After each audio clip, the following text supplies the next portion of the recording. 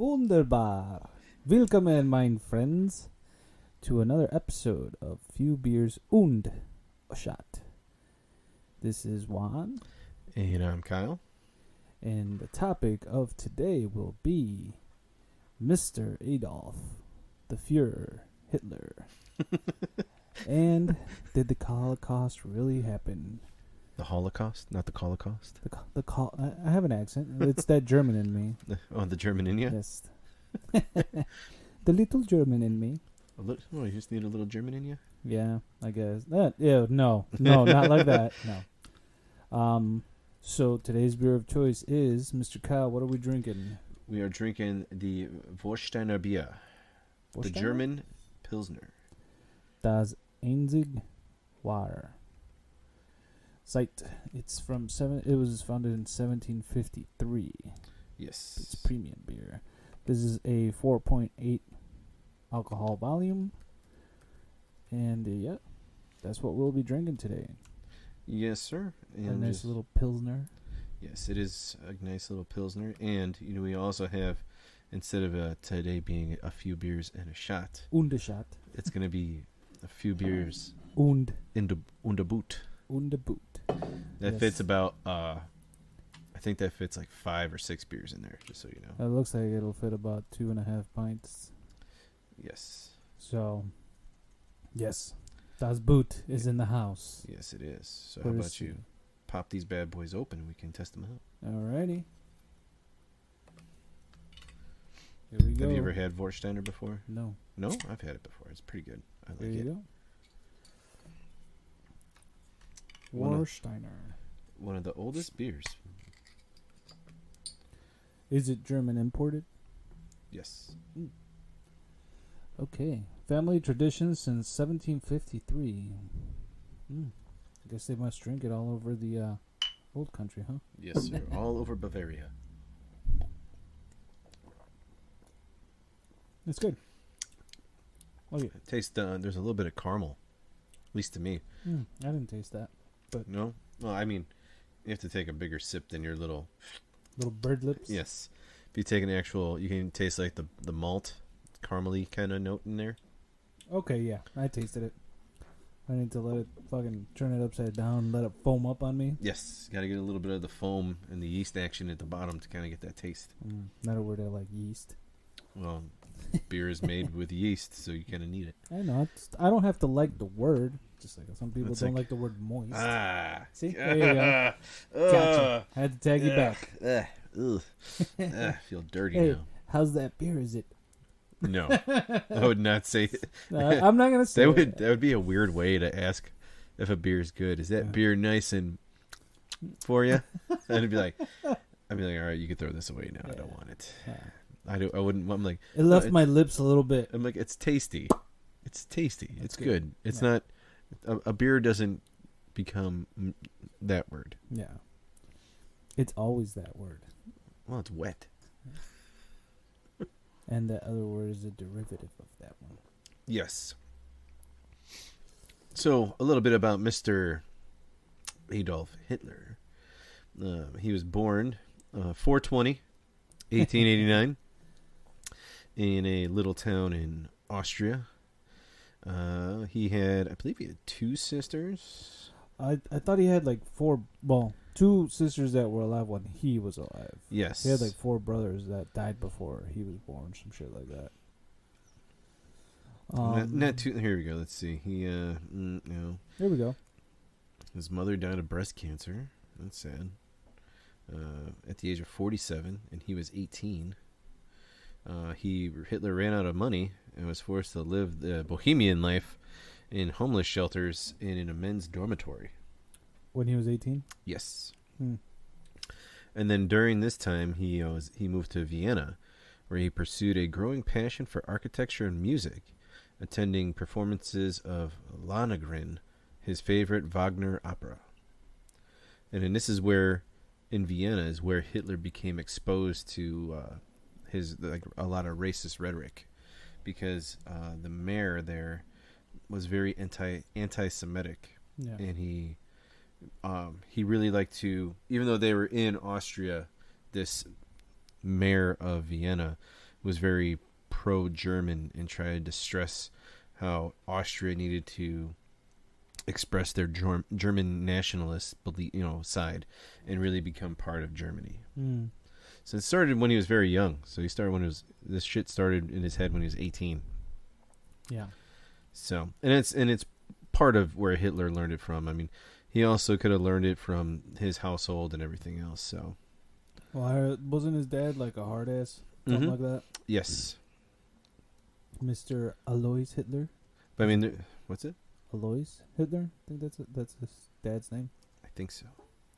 Yeah, Alois Hitler and Clara Hitler. Clara was his mom. Clara was his mama. Yeah, The Clara mama. Mama didn't raise him right though. You can't. Sometimes it's not your fault that a bad egg is a bad egg, man. Yeah. Well, it could have been because he lost her at like a crucial age. Well, yeah, he lost her at 18. His dad was a dick. So And he became a dick. yeah, and then also like he had a friend. His name was August Kubizek. Claimed that Hitler was very anti-Semitic way before he left his hometown. So he could have been an early teen with those, ideals already installed in his head. Yeah. So, even though in Mein Kampf, Hitler states that he became anti-Semitic when he was in Vienna. So it's kind of, who knows when it really was, Yeah. I've always had a tingle in the back of my head to want to read Mein Kampf, but I never got around to it. I read it. I read it in high school. Was it good? He's either fucking what's his name from fucking American History X? Well, no, I had a Vineyard. class. I had a class in was it junior year? Senior year. It was called Gifted Seminar, and it was a college level class. And it was like a not a humanities. Yeah, it was a humanities class. But whatever, we had to do different projects, and everybody had to read a book and then present something else with it. So mine was, I read Mein Kampf, and then my project part of it is after I did the report on Mein Kampf, my presentation was the devastation of concentration camps and the Holocaust, and like why we need to remember what happened and keep, you remember this stuff so it doesn't happen again. Right. And you have to keep reminding yourself of the evil people that are out there because you don't want these kind of atrocities to happen again. And then I'll get into our later discussion where there's people out there who believe that it didn't happen. Yeah. But yes, Mein Kampf is broken is a 2-part book.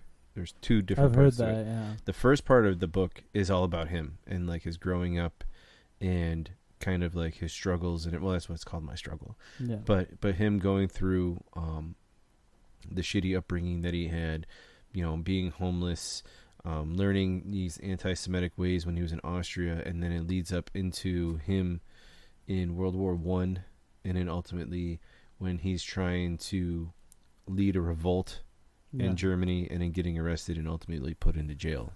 So let's see, he was born in 1889, right? Mm-hmm. And then World War I started 1914. 1914. So he was like 20 something. Let's see. So you got, he had to be like 23, 24. He's like 23, 24, yeah. When he was there, and I mean he was a runner for the Bavarian army. A Führer.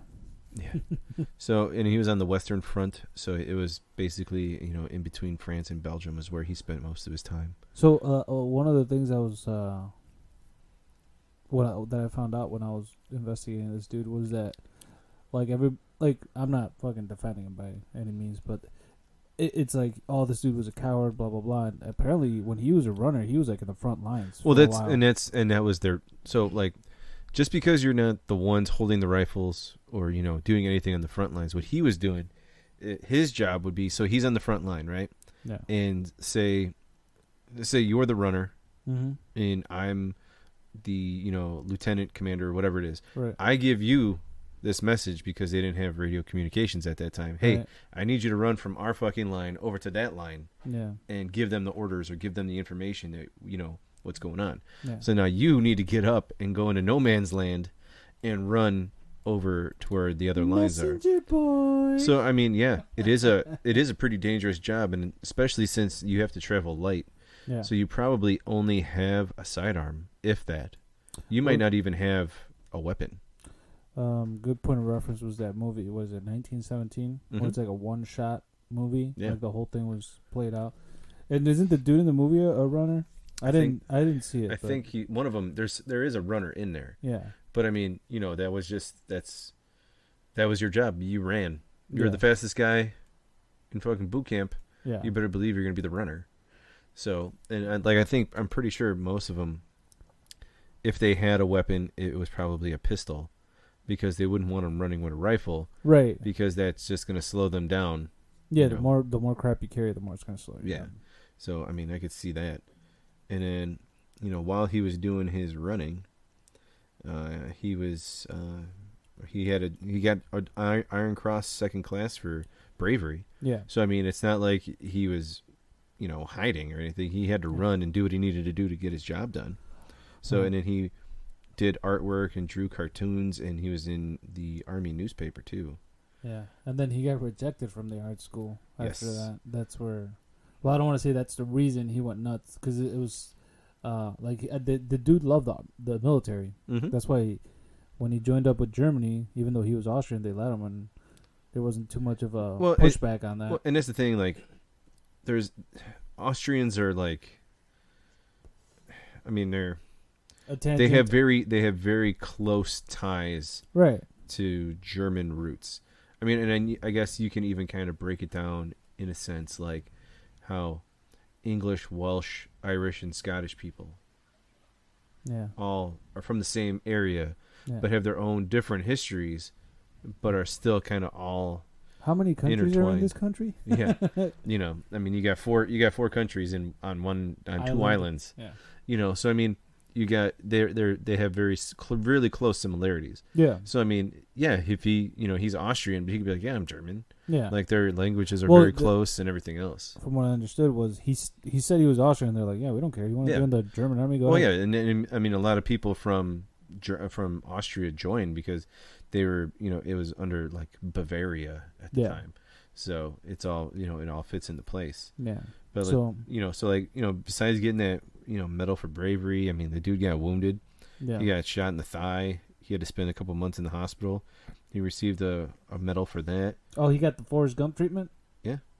And then he also received the Iron Cross First Class, which is rarely awarded to his rank, which is Gefreiter. I don't know what. It's like a second class lieutenant or something like that. Okay.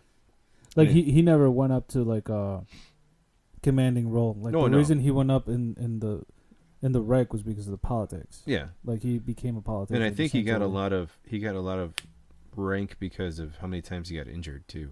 Like kind of like merit, like merit promotions. I mean, it even said like he was even temporarily blinded by mustard gas. Yeah. And then he learned of Germany's defeat, and he suffered a second bout of like hysterical blindness from that. Yeah. So it's pretty crazy. I mean, before we dive into like his whole coming up in WWII and the Third Reich stuff, like there was a night of the backstab or whatever. There was that was a thing too when they were coming up. Mm-hmm. I forget if it's like the Night of 1,000 Stabs or the Long Stab or something like that. Are you talking about what I was talking about? Yeah. No, that's later on, dude. Yeah. That has nothing to do with this right now. No, but that's why they started pointing the finger towards like Jewish people and stuff. Like that's like I don't know. We'll get into it. The Night of the Long Knives. Yeah. That has nothing to do with. Oh no the Holocaust. That is something completely. No. That was during once he established. Yeah. The Nazi order. Yeah. And there was the SA and the SS, and there was kind of a feud between both of them. And the SA was more of like the police force, to where the SS was more of like the intelligence, like secret side of it. Night of the Long Knives. That's the one you're talking about. Yes. And it was basically a all-out execution. Yeah. Yeah, 400 street battles.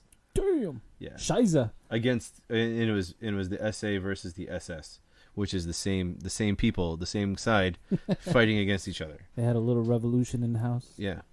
So. Yeah. So are you talking about this? Here, this is what you're talking about.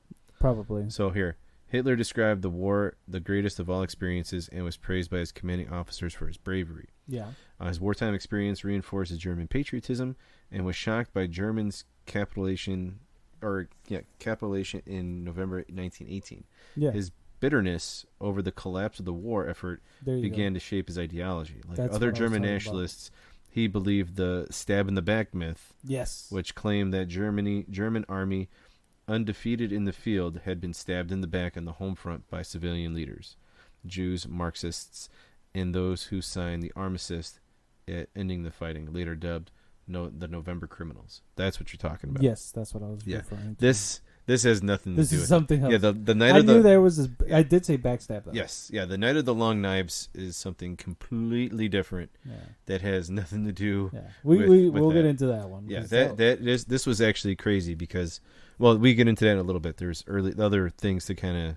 I like this little into. thing at the end here, though. Did not end the violence of the stormtroopers. No, that's because it's because the SS were victorious. Yeah. So, I don't know. You want to talk a little bit about his early entry into politics? Sure. So, yeah, because of his like you said, it was like because of his injuries and all that. Mm-hmm. Then he had that he started his that stuff with the night of the backstab or whatever. The backstab myth. Yes. Was what shaped his ideology. And he started turning towards those certain groups, let's say, mainly against the one. Yeah, so Hitler's rise to power traces back to 1919 when he joined the German Workers' Party and became the Nazi Party afterwards.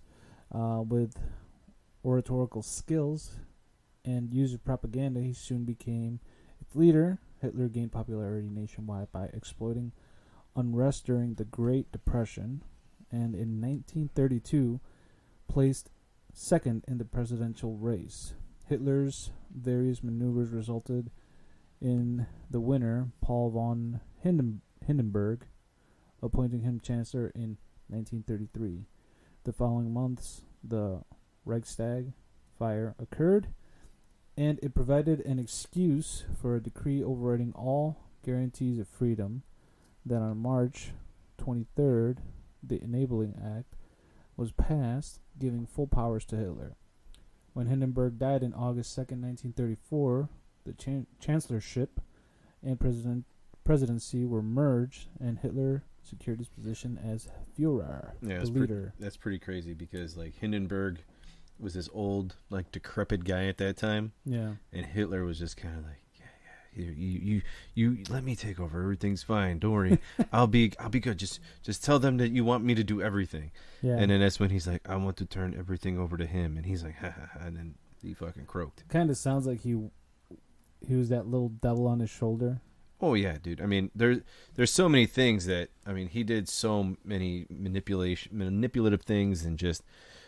But his biggest thing is that at that time you got to think after World War I. Yeah. Germany is devastated. The Treaty of Versailles basically just, ass rammed Germany into everything. They took away so much of their land. They had their military was basically down to bare minimum. They owed, I forgot how many millions and millions of dollars in reparations. Germany owed everybody. Yeah. Like they owed allies. all the countries. Yeah, they owed all the allies all this money, and they're just like, well, we'll never be able to do anything. Like the country was completely torn apart and devastated and poor and just shitty conditions. You're talking about like after World War I. After World War I. Yeah. So you have all this destruction, all this anger, all this poverty, all these things going on. This crazy ass dude came in with a spark, like, "Hey, I want to restore Germany to the way it was." He kind of did if he wasn't. Oh no, but that was his thing. It's just like he knew what he needed to do. He was very charismatic in the way that he spoke and in the way that he did his speeches, so people fucking backed him. Yeah. I mean, and for the longest time, he was just like, "All right, we're gonna rebuild this, we're gonna rebuild that." I mean, he redid the rails, the rail system. He rebuilt cities. He did a lot. I mean, he even brought the fucking Olympics there. Yeah, I mean, which was actually kind of funny because he was doing his whole thing like the Aryans are the most elite athletes ever, and I think it was like what Jesse Owens from the U.S. completely wiped the floor in all the track events. Yeah, and he's like, "What is this black guy doing, beating all my Aryans?" And it was just like it was so bad. Yeah, like, but the crazy thing is like this asshole was on the cover of Time magazine. yeah. So was somebody we talked about a few episodes back. Who? Oswald. Oh yeah, but see, he was on that because of being part of the JFK conspiracy. This guy was like, was he man of the year? I think he was. I think Hitler Shut was. up. Hang on, dude, he was on Time magazine for something. I have to look at what it was. There was something with him being on Time magazine. Well, while you're looking for that, it says right here, after World War I, through various means, he was able to annex Austria and Czechoslovakia with little resistance in 1938-39. So, yeah, with Austria and Czechoslovakia, well, Austria was a given.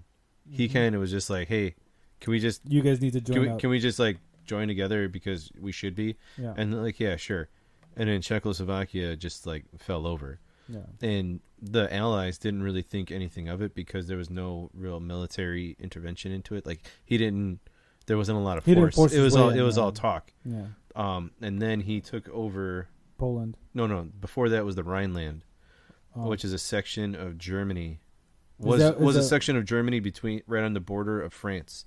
That was really big for their industrial complex. Yeah. Was a very big industrial area. We don't have a map up, but was that like near Czechoslovakia maybe? No. It was so where the Rhineland is the border of Germany and France. Okay. Czechoslovakia is on the other side.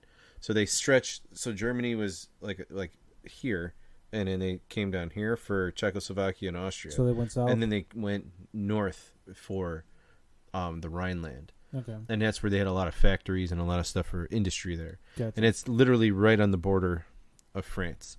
And they didn't really give a shit about that, which is kind of weird. Like you should kind of worry that he's taking over shit right next to you. Yeah.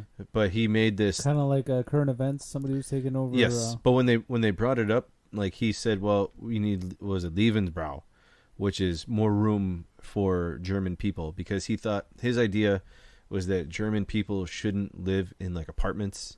Yeah. They should have their own big plots of land and live in spacious areas and everything. So that was his justification for taking over the Rhineland. And the England and France was like, well, okay, whatever, that sounds fine. And then that's when he took over the Rhineland, is when he started building his military industrial complex by like 300%. Because that's where all the planes and all the tanks were made. Yeah. Was in the Rhineland. Right. And then everything got fucked up right there. Yeah, September 1st, 1939, when they invaded Poland, which had been guaranteed French and British military support. So they fucked with Poland. The French and the British jumped in. And the crazy thing about the invasion of Poland, which when that happened, so when they did the Blitzkrieg into Poland, the Polish cavalry and military, so the cavalry unit was literally on horseback still. Yeah. Going up against tanks. Panzer tanks. Yeah. So you just look at what kind of devastation that is. Oh, yeah. Like an army on horses and tanks running at you. Oh, and okay, I guess this was not true. Okay. What's not true? Supposedly it was not true that Hitler was named Times Man of the Year in 1938. I didn't think. Why would they, man? That's pretty messed up. Let's see. Fact check. Time magazine did not praise Hitler with 1938 Man of the Year title. I do know what you're talking about, though. He was on the cover, but it might have been for, like, some article, or maybe because he died and everybody was celebrating, or he allegedly died. So he unalived himself. But yeah. Okay, so all right, he was on the cover, but not for Man of the Year. It was for a different article where they were basically talking shit about him. That makes sense. Yeah, but I still wouldn't have made him the cover, though. I would have just made him a story inside of it. Why make his face the cover and be put across everywhere. Because it would sell, dude. That shit would sell. I don't know. I don't feel like you need to posterize somebody more than he's posterizing himself. Right? I mean, that's just me. Well, Time magazine is like a world magazine. It's not restricted to just one country specific. So if they were gonna, rip on them, I'd be like, let the whole world know, man. Fuck it. Yeah, I guess so. So invading Poland, mm-hmm. France and the British got declared war. Yes. And that's what launched World War II. Yes. And from there, we get into, I don't know, man. What? World War II is like a huge, huge topic. Oh yeah, but I mean, so he goes and as soon as France and Great Britain declare war on Germany, he does his really big blitzkrieg, and I think I forgot how long. It wasn't that long after the war was declared, he was raising a flag in Paris. Yeah. And he took over pretty much the whole Western European continent in a matter of months. And he had little to no opposition. I mean, when they went on the Rhineland and the Maginot Line, I mean, France couldn't do anything. Yeah, they collapsed basically.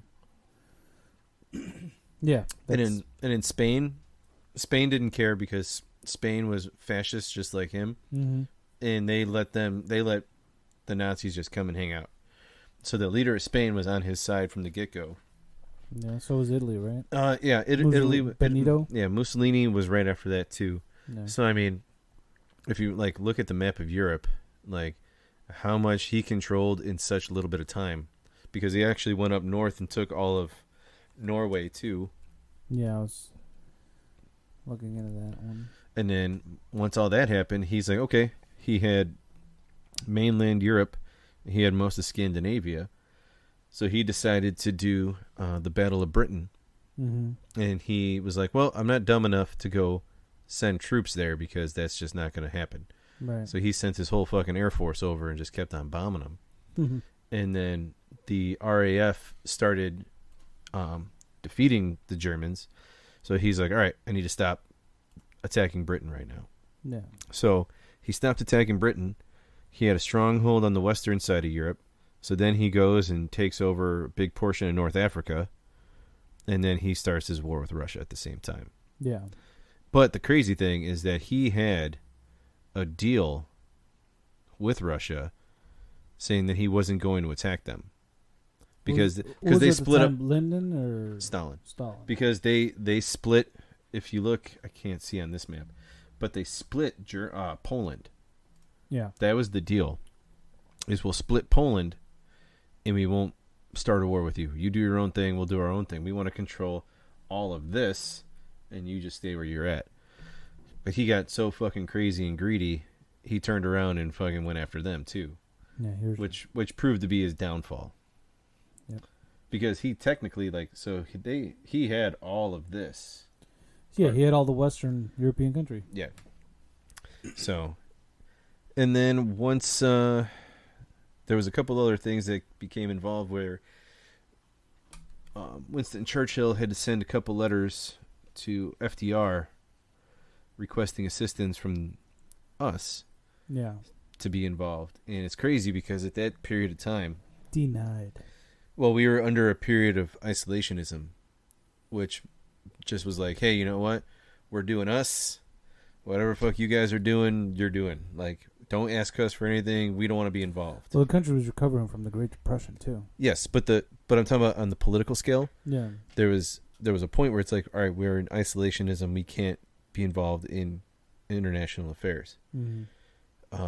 FDR almost got impeached 2 or 3 times because he was getting correspondence from Churchill and sending over materials to Great Britain, which were basically just unassembled weapons, unassembled cars, and tanks and everything. He was sending just everything in a box that you need to put this thing together, and just sending it over without the approval of the Senate and the House. Yeah. And he did this like several times, and he kept on getting caught, and he almost got impeached for it. And then this is another. Now we're going down another rabbit hole, which is kind of another conspiracy theory I have.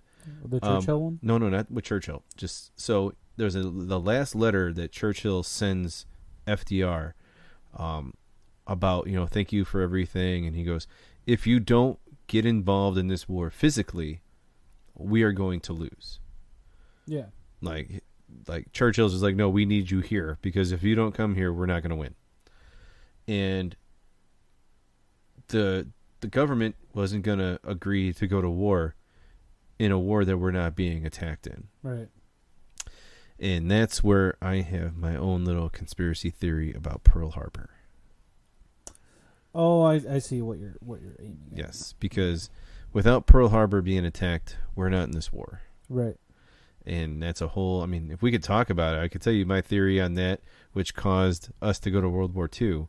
Which, sure, we're talking about Hitler, and we're diving into World War II and all the shit that happened there, so might as well get that theory of yours out there tied in. All right, so I look at it, so this correspondence is going back and forth, right? Yeah. We need your help. On the western side of the United States, now there's the brewing of Russia and Japan is formed their alliance, and Japan is doing their feudal conquest of Asia, right? At that one point in December, around the time of my birth, but like 40 years earlier, how does it where a Japanese fleet is in the middle of the Pacific Ocean, no reconnaissance planes, no radar picks any of this stuff up, but the majority of your Pacific fleet that's at Pearl Harbor isn't at Pearl Harbor that day. And it just so happens to be the day that they're out, you get attacked. And then once that happens, our military industrial complex is like booming. Industry is shut down, and it's turned over to war-making materials. And we're pumping shit out as fast as possible. Because FDR knew the only way to get involved in this war is to be attacked. Yeah. So they either had an idea, there was an intelligence report or something that was that had to have been released and maybe got ripped up and thrown away in the garbage, that there's a huge fleet coming towards Hawaii, and they moved, part of the fleet over so that it wasn't as devastating as it was. Because we jumped into that war like it was like fucking, like we were ready to go. Yeah. Well, think about it. The world is at war. If Britain and but dude, the thing is the way that they were able to shift industry. Yeah. It was like overnight. Like the Ford plants were like, "Oh, we're not making cars anymore. We're making tanks." Yeah. Hey, we're gonna do Jeeps. We got a whole bunch of Jeeps ready to go. Here's Jeeps. Yeah. Well, I'm not saying you're wrong, because it's a theory, first of all. But my thought is you gotta be ready either way, because the world is at war, and you gotta I'm sure, like you said, Ford had to have those plans in the back of his mind. They're like, it's gonna be a military contract. We're gonna get buku money, and then you got the industrial side of it. They're like, well, the thing is that we weren't allowed to make any of that thing for the war that's going on. So why would you even prepare for it if it's a war that you're not involved in and you can't send things over? Because you prepare for the worst. You hope for the best, but you can't. No, it's illegal to send this stuff. So why would you prepare for it unless you knew that something was going to happen here? You got me there. I don't know, dude. I'm just saying, like, it's one of those things where it's like, you prepare. It's like, in your basement, you have a sump pump. Doesn't mean your basement's going to flood, but you have it so it won't flood. Yeah, but that's not like you're preparing to go for a war that you're not involved. Of course in. not. I'm trying to like. But it's not. But it's not like I don't know, dude. If you're not involved in something because nothing is coming to you, and you're not involved in it, and Hitler knows, and Hitler even puts out like, as long as you guys don't get involved, I'm not going to deal with you. I'm not going to mess with you. This has nothing to do with you. Stay out of it. So what was his plan? Just to take over Europe? Well, his plan was to take over Europe, get that solidified, and then attack the United States through Mexico. Right. So they were going to attack eventually. Yes, but here's the thing. That's what you got to prepare for. But the thing is that how do you get it to change so fast at the flip of a dime to where you know that shit's going to happen? And why do you move strategic pieces away from an area that's about to be attacked? That part is fucked up. Yeah. Because Ben Affleck was off the boat when it got fucking hit. Do not bring in that movie to the actual event. I'm just saying, there was like I don't want to say it was minimal casualties because people did die. So one casualty is one too many, but the damage was reduced, right? Yeah.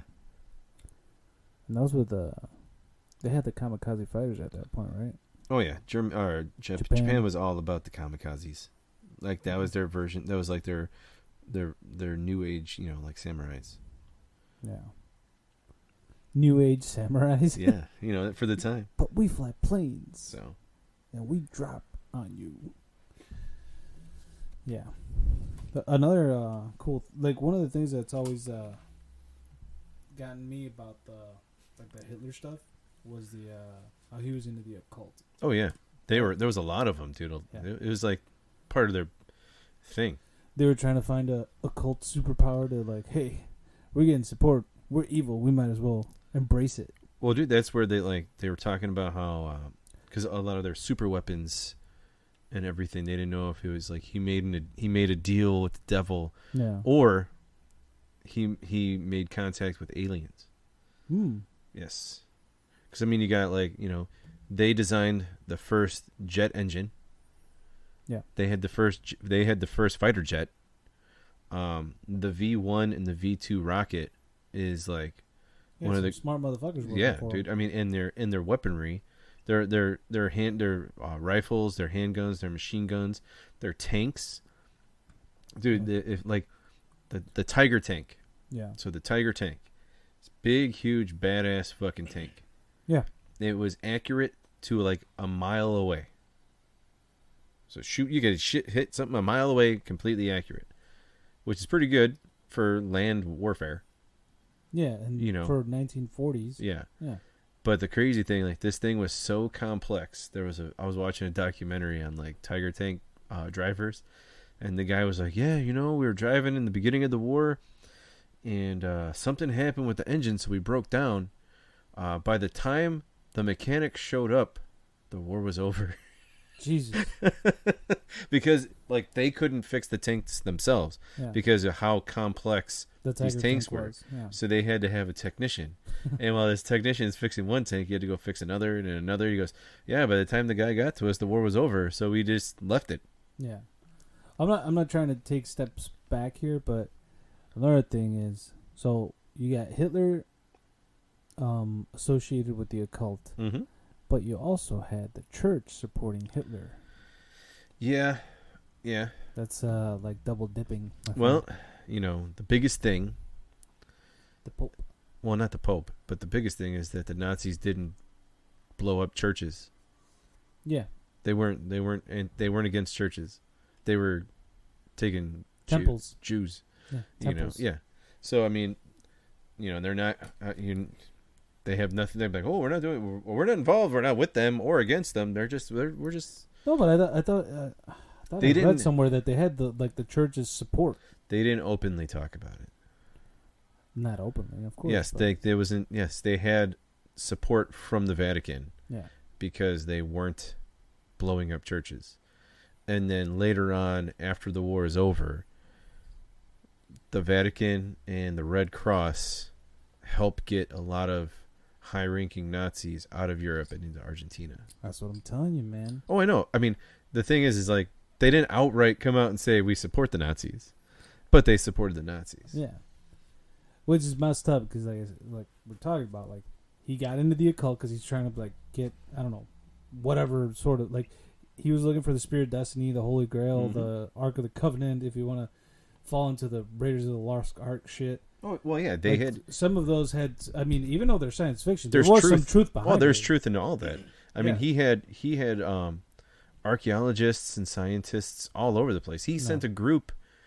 He sent a group to Tibet. Yep. He sent a whole bunch of Nazi scientists up to Tibet. He sent them into the pyramids, but to learn about them because of how long they lived in this land that they lived in. Yeah. And he's like, learn from them. Just see what you can learn. What do they do? What do they eat? What do they, what do they drink? To come back as fucking super soldiers. Yeah, dude.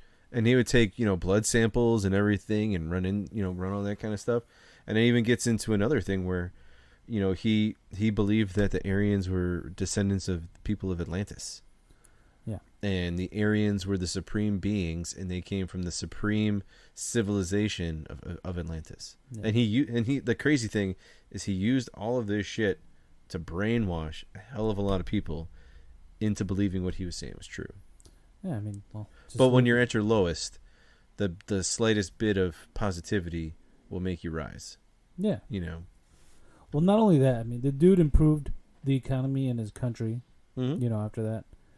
And he got people pumped about the shit.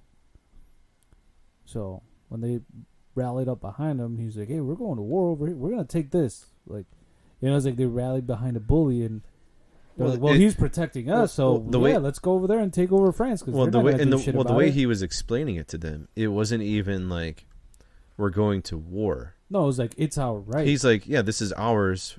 Anyway, we need to take it back. Yeah, it's ours. So everybody's like, oh, yeah, you're right. He's like, yeah, I'm going to fucking take it back. This is ours. You want to go get it? Yeah, all right, let's go get it. Yeah. And everybody's like, yeah, hell no. We, fucking marched and went and took it. And they're like, all right, yeah.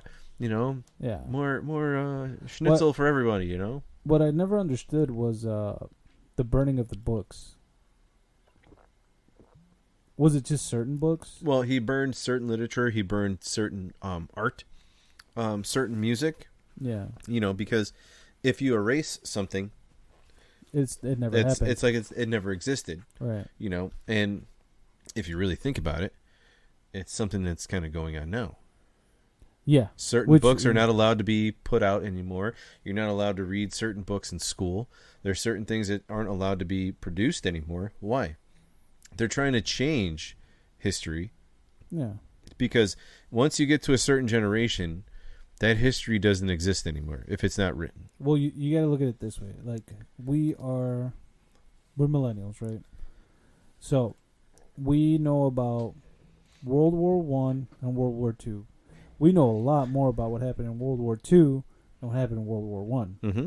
And I guarantee you the people from that lived in the 40s and all that shit knew a lot more about World War I than they did about, I don't know, the Revolutionary War. The people who were in the 40s, like that were born or around in the 40s, knew more about World War I because of how close it was. Right. I mean, they knew more about the Civil War than we do. Right, but do you think they're still teaching about World War I in schools? Like history schools? Well, it depends on what kind of history that you're getting into.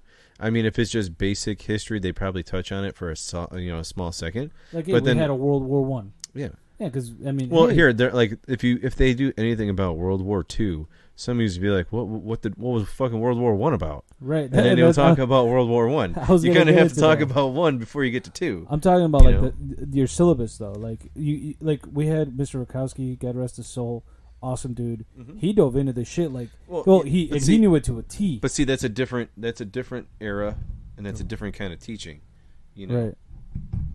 But you got to look at from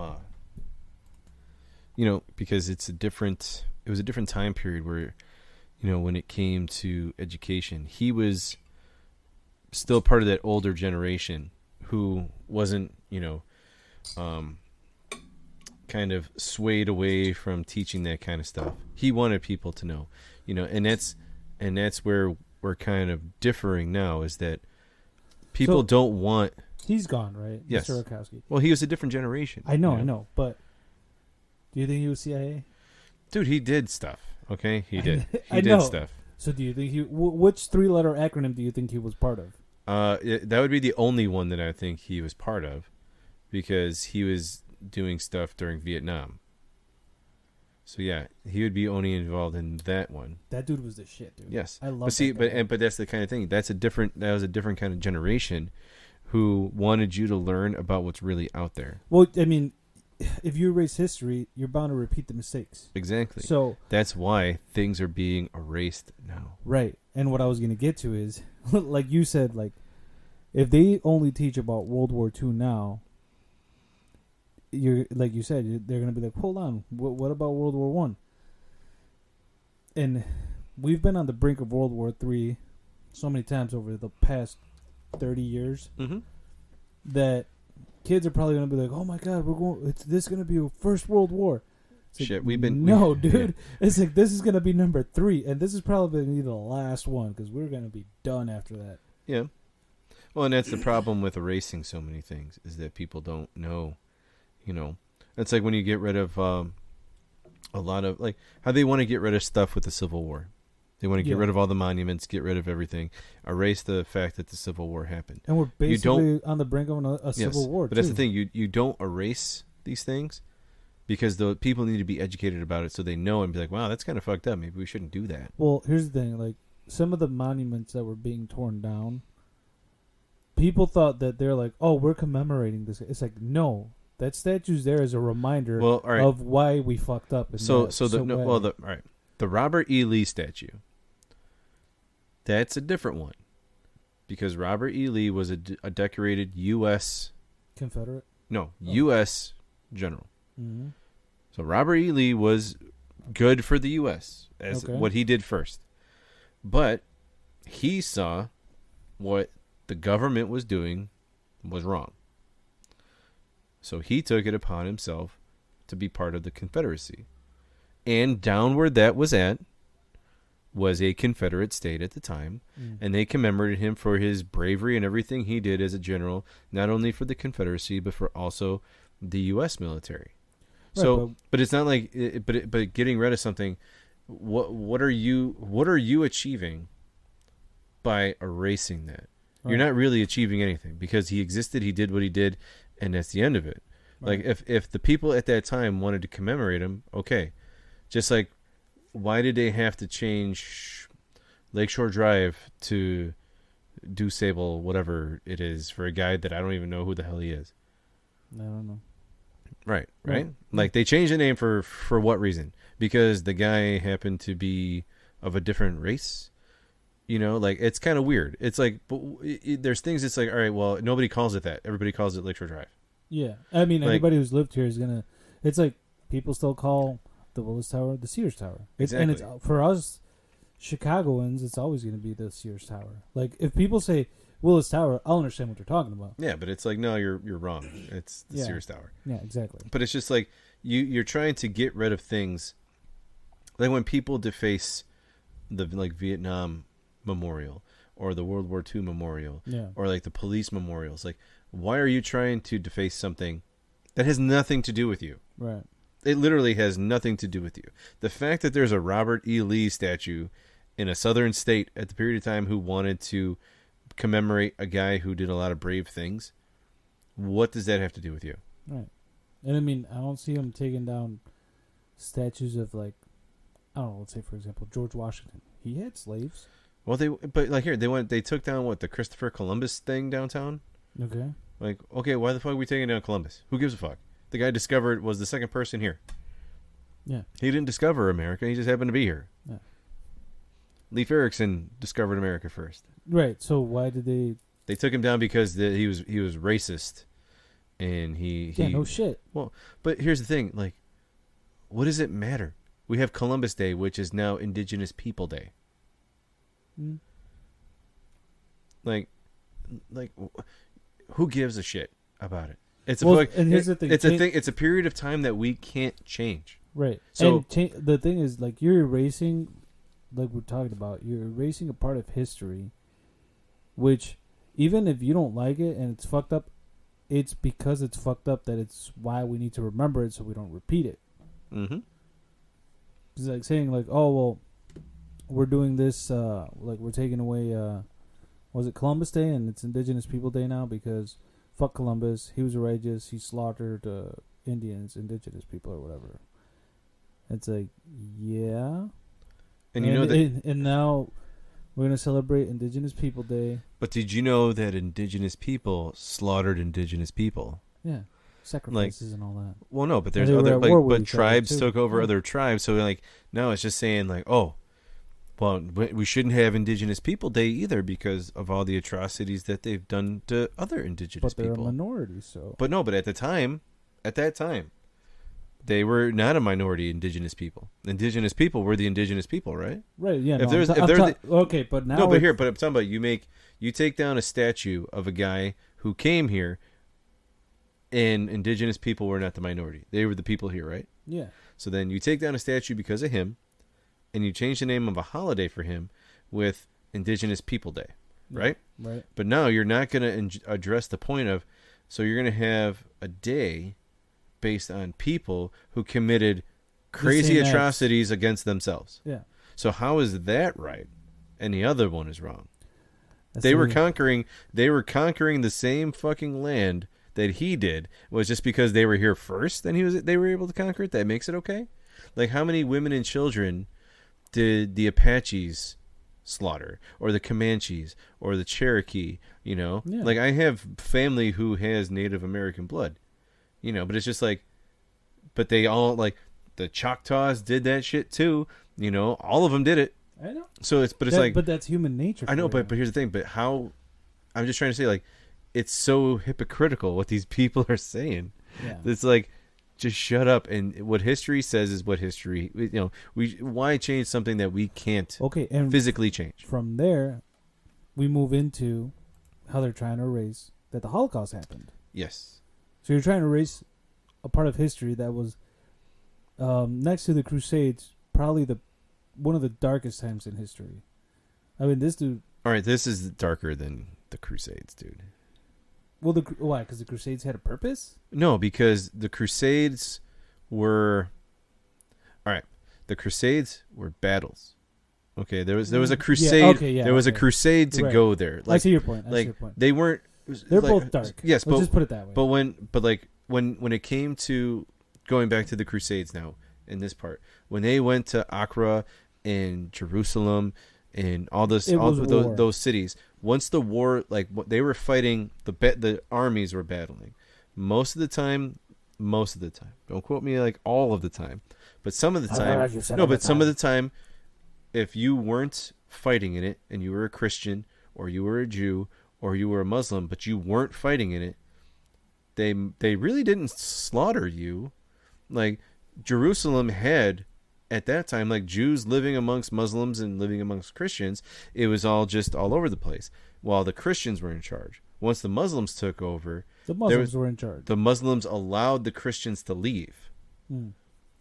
But if they didn't leave, then they'd be like, all right, well, we're fucking killing you because you need to leave.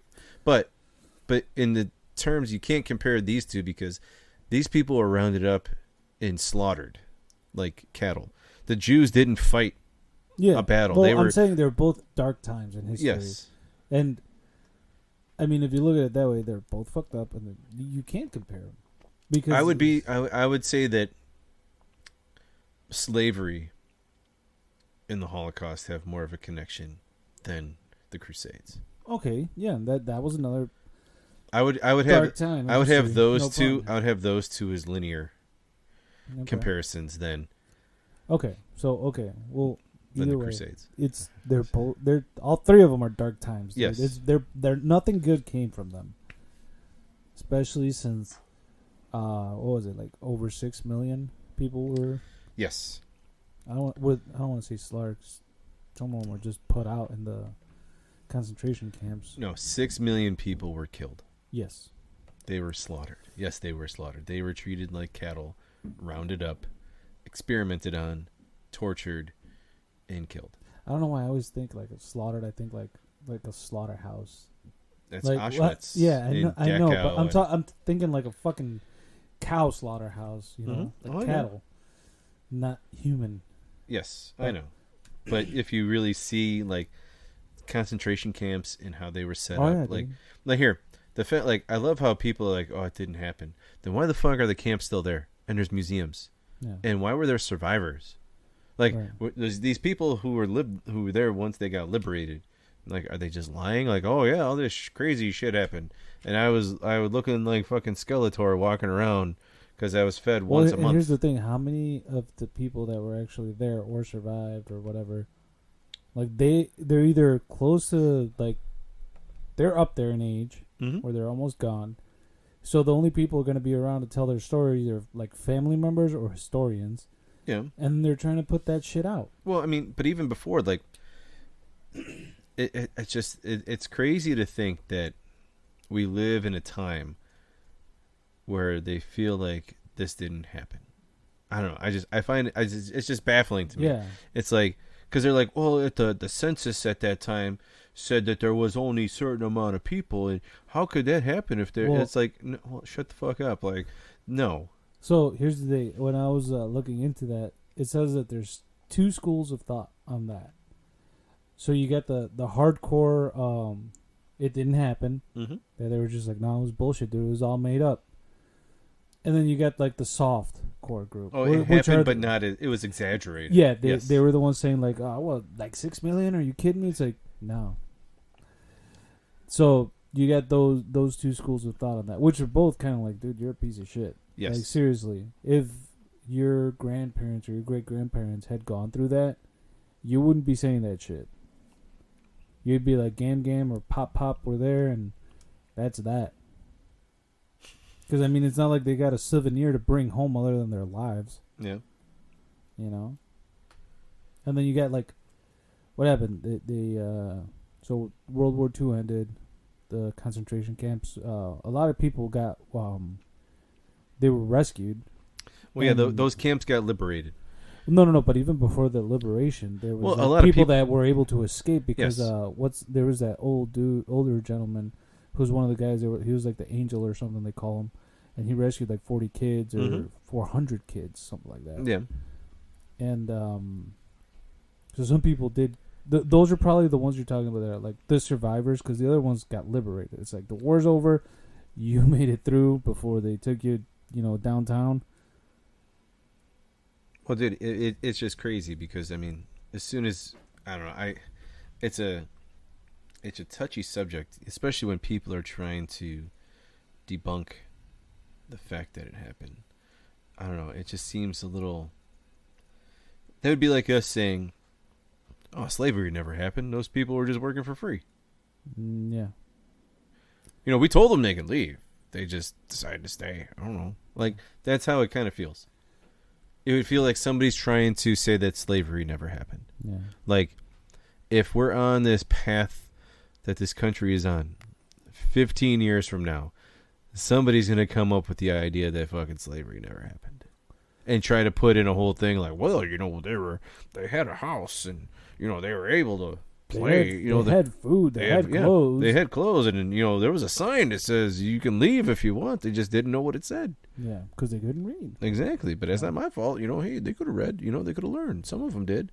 But anyway, you have people getting taken out of their houses, all their possessions taken away from them. They get moved into ghettos and put all Jews in one spot, and then they get either tattooed with a number or a barcode, and then they have to wear specific things that show that they're a Jew. They had the star, right? Yes, they had to wear the star, and then all of a sudden now they're like, okay, now we're living in these really shitty neighborhoods. All right, and they let them do their own little thing here and there, and then all of a sudden the fucking rail cars show up, and they all get taken to the train station, and they all get pumped into these fucking train cars, and then they get shipped off to Auschwitz, Dachau, a couple of the other ones. I forgot them all by name. There's a couple other ones, but so they get shipped all over Europe into these places, right? Mm-hmm. And they're doing manual labor, which is bullshit. Like, what are they doing? They're just digging. They're digging big ass fucking holes in these places. Why? Yeah. I wonder why. And then fucking... And then when they're done, they're like, no, don't get out. Yeah.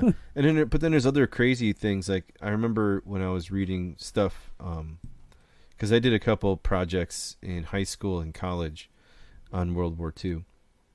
And the way that, like, the German, there was one, I forget, I think it was Dachau. It might have been Dachau. But there was a big group of kids that they had. And it was kids and moms. So what they did is they had all these toys spread out in a park for the kids to play with.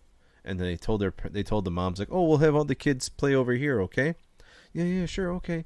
So all the kids are playing in the park, right? Yeah. All the moms get killed. So now here's the thing. So the moms get killed. And what they were doing is they were putting them, like, heads back to back.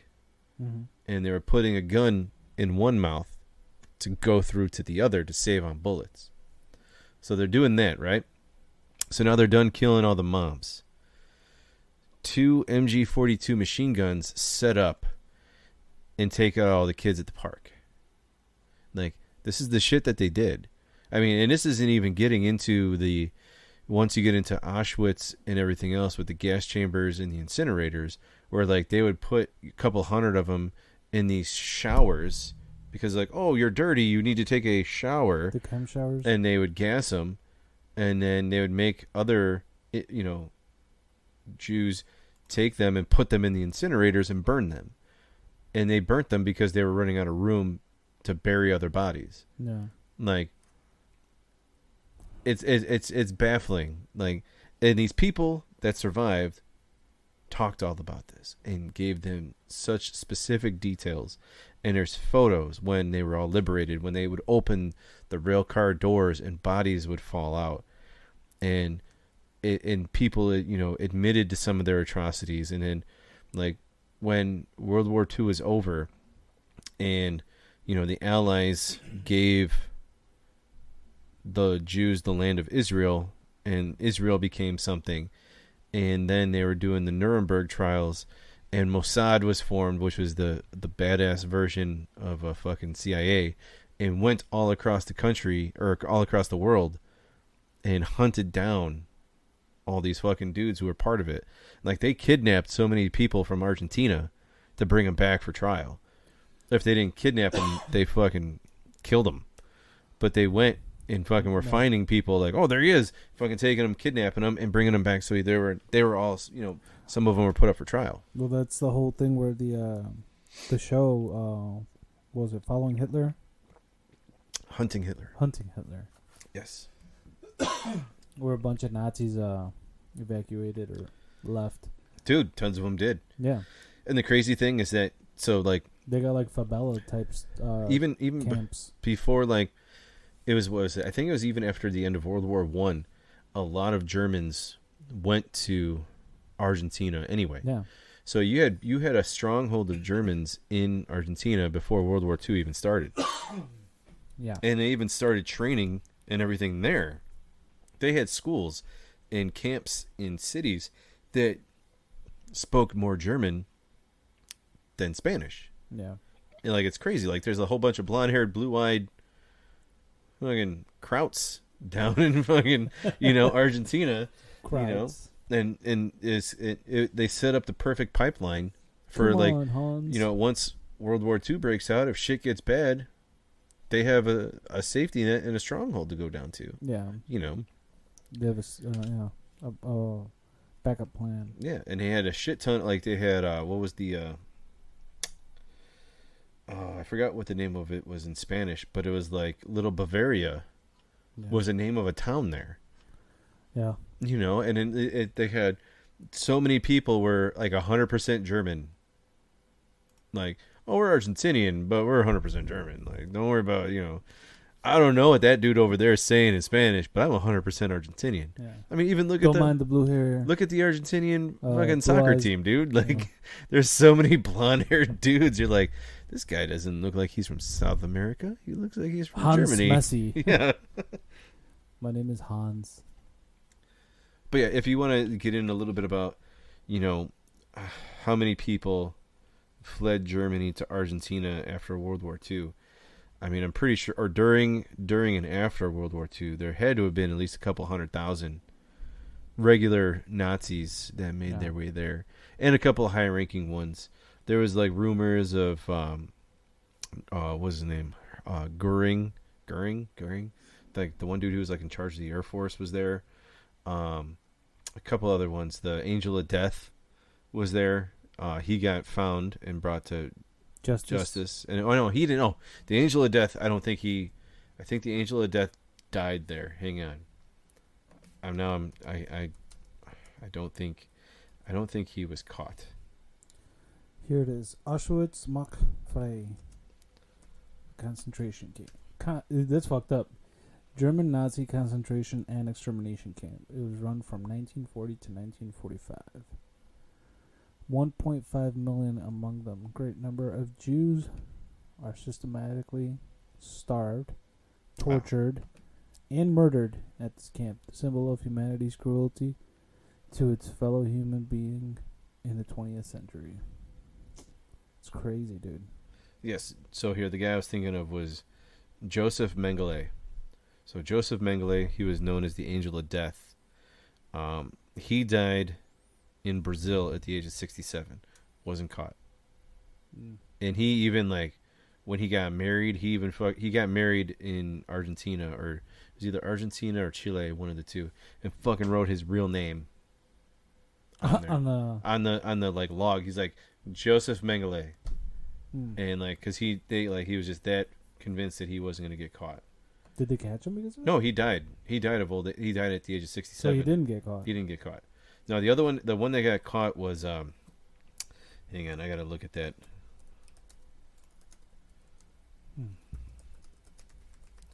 Because there was one that was caught by Mossad. They like kidnapped him, and like they knew where he was at, and they're like, "Fuck, come here." Nope, not him. Was it Eichmann? Eichmann? Was it Adolf Eichmann? Hang on, I'm not sure. I don't think it was. I have to look up. Yeah, look at it. Because there was a few that were like caught.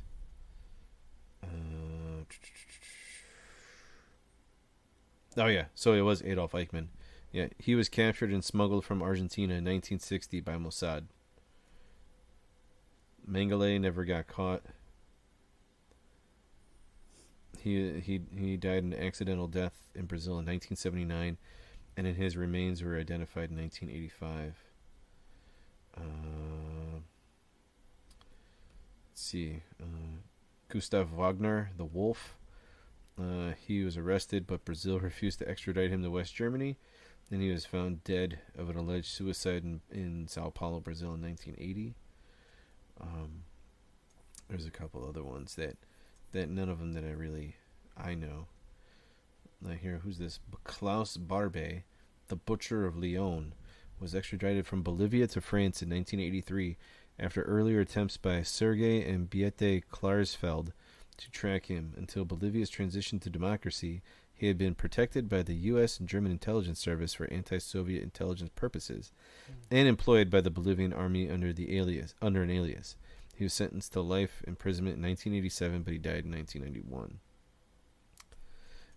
So this is the dude I was talking about, Nicholas Winton, the guy that rescued 669 Czech children from Nazis. Dude's a fucking hero, man. Mm-hmm. I mean, here, and we can get even further into this, rabbit hole of conspiracy with the people that were involved in these kind of atrocities. I mean, our space program were former Nazis.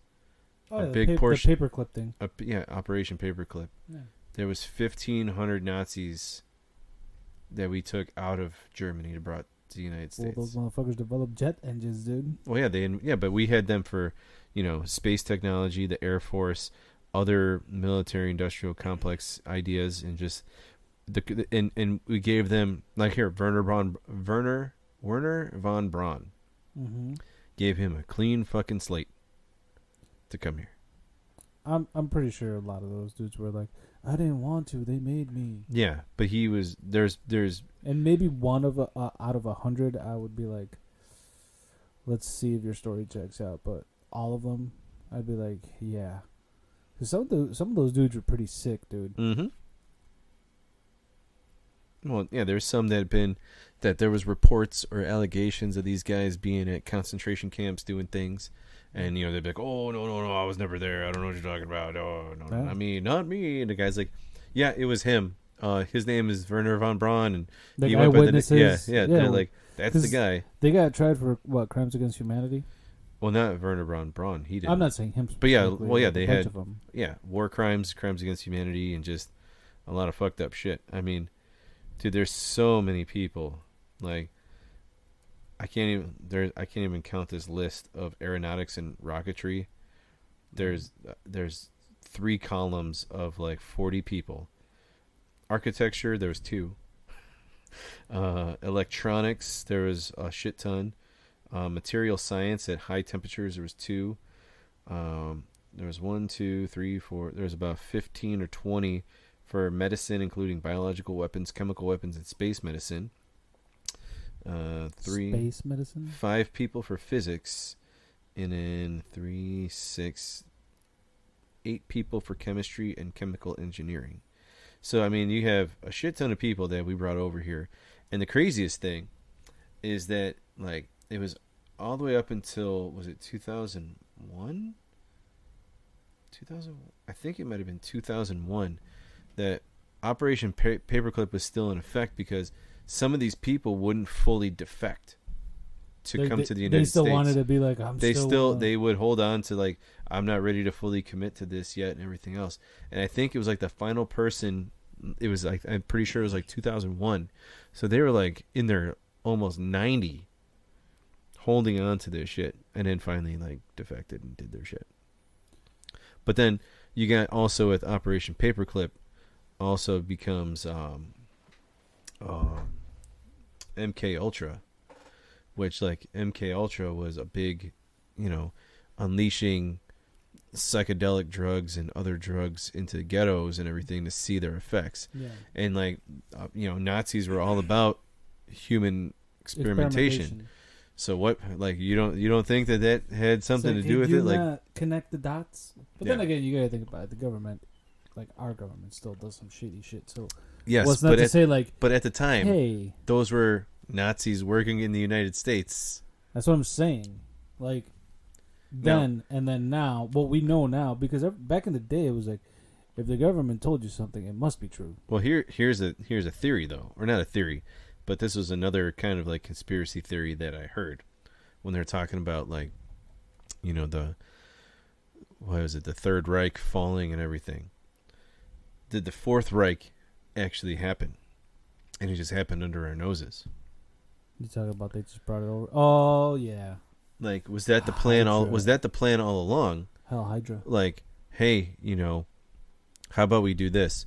You guys all go to the United States, and you start doing all these things and everything else, and then once these guys got there, they're like, man, fuck this Nazi bullshit, like, we're making fucking money here doing this, and it's just the Fourth Reich falls apart. But their original plan was, hey, look, we're losing the war, infiltrate, and then we'll overtake it. Yeah. But these guys got fucking comfortable, and like, like, man, I'm making a lot of money in Florida doing these rockets. Do I really want a fucking dictator here telling me what the fuck to do when I could do whatever I want? Dude, you're getting into like some Captain America Winter Soldier type story. But if you think about it, like all these guys are alive, and they all come here, and they're all part of the same fucking crew. While here, they come to the U.S. to start doing their work. The guys who are in charge of everything flee the country and head their way down to Argentina to gather resources, resupply, and do whatever they need to do. And then they start moving up through Chile into Brazil and everything else to try to then make their way up, right? Yeah. And then there just happens to be like a kink in the chain, and the guys in the United States like, yeah, nah, dude, like, we're good. Like, you just it's not the right time. It's not the right time. Hang on, we gotta We got to wait a little bit more. Yeah. Maybe. I mean, it could be exactly like what you said. I mean, these people were involved in highly sensitive parts of the U.S. government. Yeah. Like, and for them, like, dude, I can't even count. It would have been list. easy for them to flip the switch and be like, "We're taking over." Yeah, because now you have everybody in charge of all the rockets and space technology are all Nazis.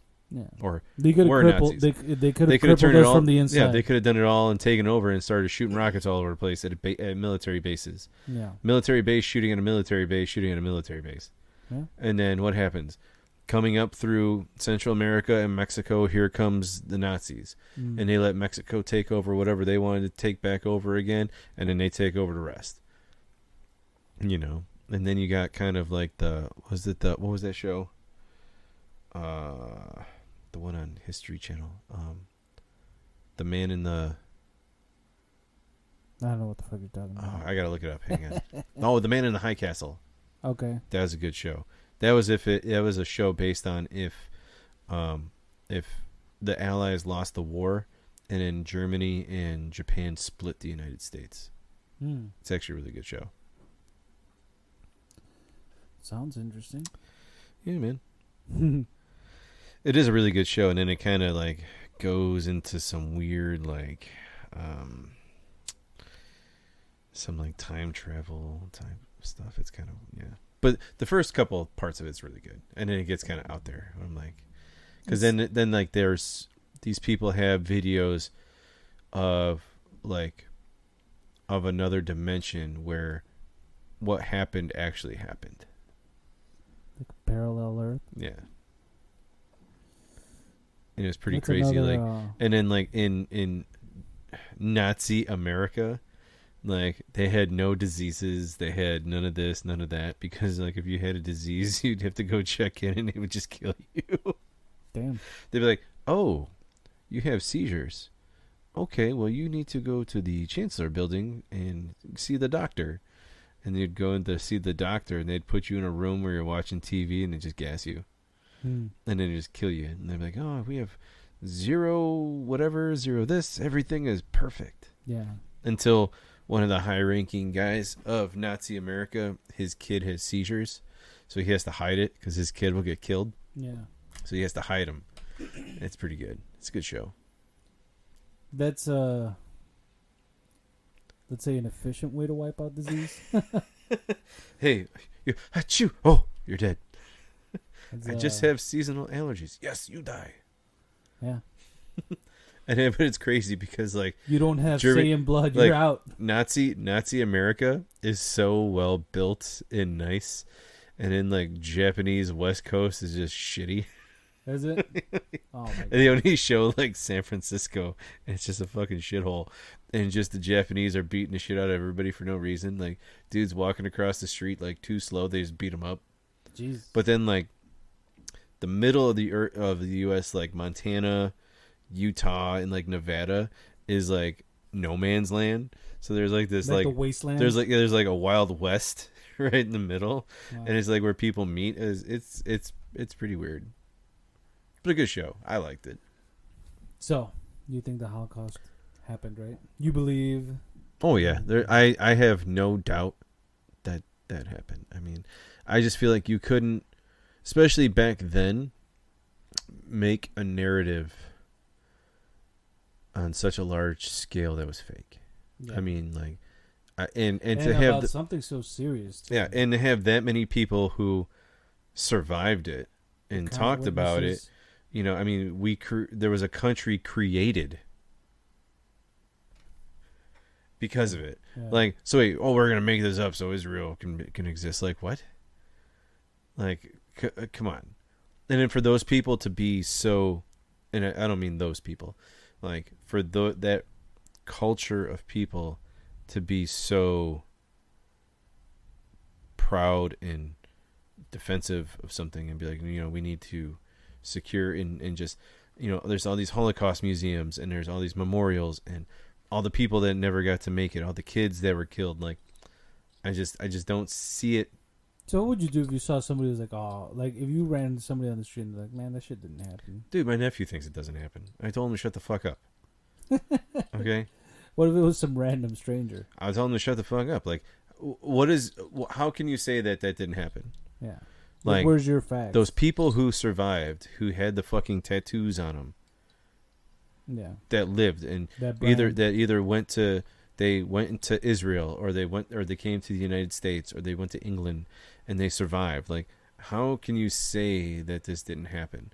Or like the other people who were able to escape at different points of time. So what does your nephew think it didn't happen? Like, what's his basis for it?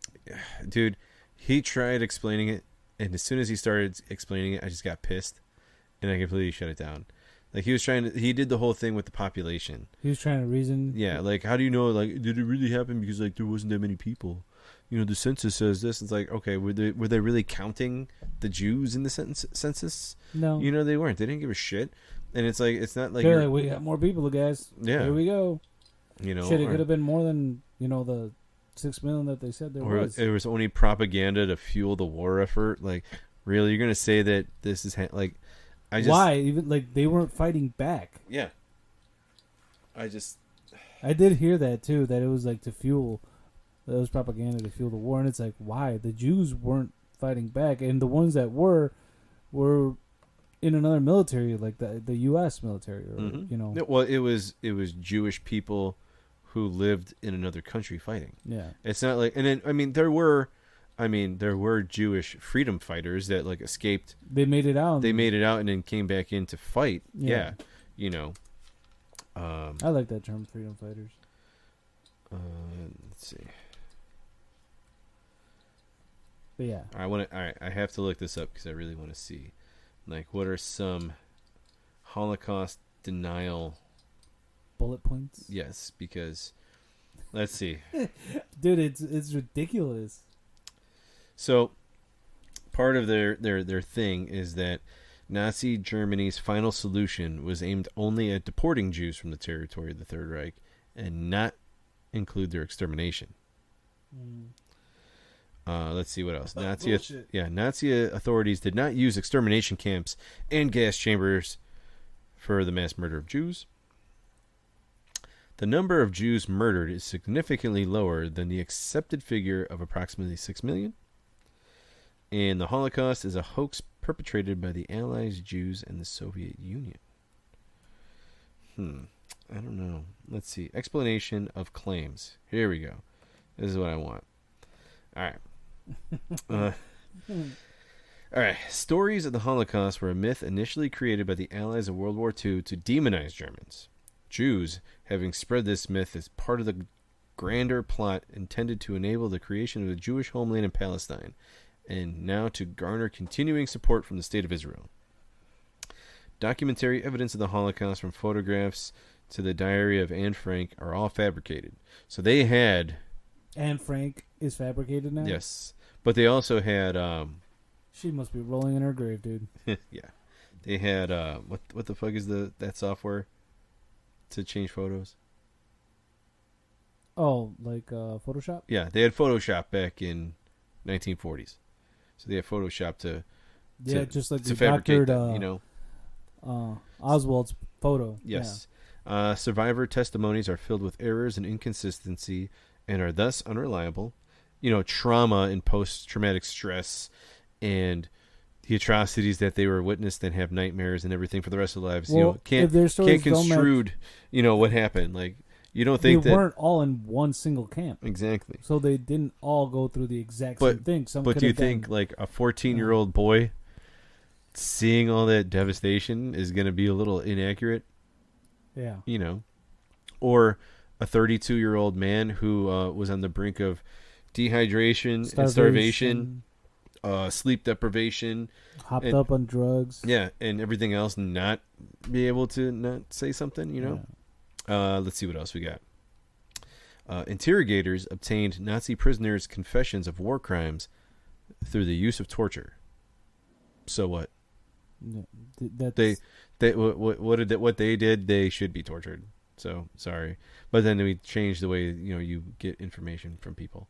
But at the time, I'm like, I wouldn't give a shit. Sorry, you torture all these people. No, you deserve to be tortured a little bit. You deserve worse.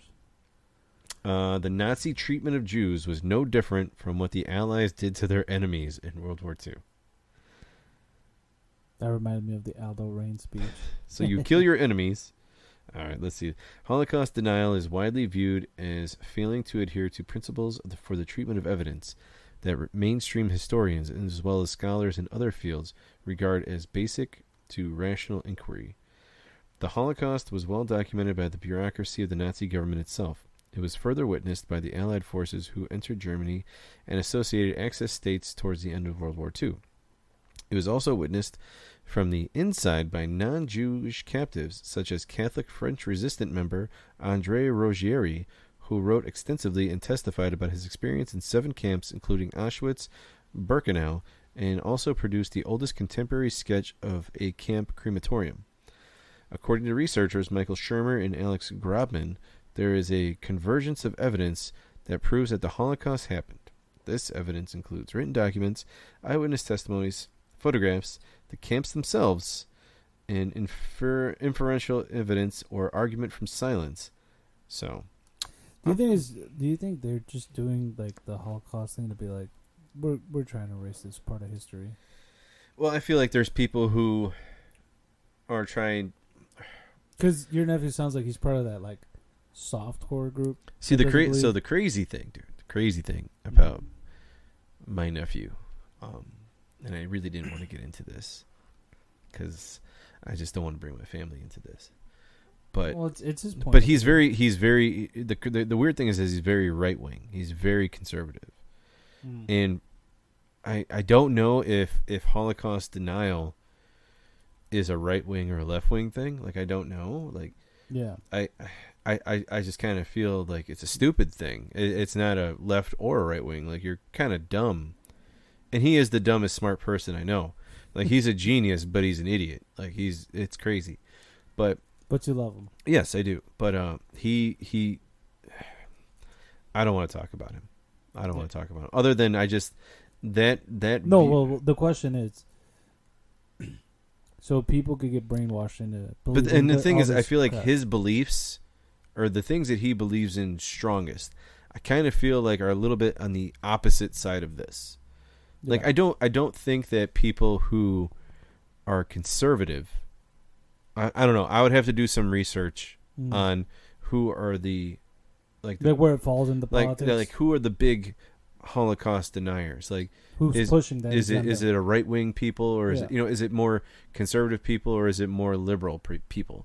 Like I don't think it would be just me personally. I don't think it would be conservative people, because I feel like a lot of conservative people want history to still be known, so that history doesn't happen again. Right. To whereas I feel like people on the more liberal side want to erase things that happen so that people can forget about them and do things again. Yeah. That's just me, because that's how I see it when it comes to history. Yeah. So I think it's just people being fucking stupid, dude. Like honestly. Yeah. That's just, I don't think it has anything to do with politics. You're just an idiot if you think that this didn't happen. I agree. Yeah. It'd be like saying here, I'll use like the Mayans and the Aztecs. Like you don't think, like, what if they said that those crazy ass sacrifices at the top of the temples never fucking happened? Like all those weren't mass murders. But no, there was some that were mass murders. There like were sacrifices. They would take major groups of people and fucking sacrifice them. Not hundreds upon millions, though. Hundreds of people, yeah. They would take hundreds of. Well, but I'm talking about at the time. Like they would take hundreds of people and do a mass sacrifice. Like you, and what if people say, "Well, that shit didn't happen"? You're like, "Well, no, they documented this shit that they fucking killed them." Yeah. And like, there's documentation saying that this happened. The writing is literally on the walls. Exactly. I don't know. I don't think people give a shit about that. Or like those cultures at this point in time, because it's so long ago. But right now, bringing up the Holocaust, which is what, 70 years ago? Approximately, no, 70, almost 80 years ago. 1940? We're looking at about 80 years. Yeah. To say that it didn't happen, because you're talking when you say like the Mayans and all that shit, you're going back hundreds and hundreds of years. Okay, so bring in. What if somebody said that slavery didn't exist?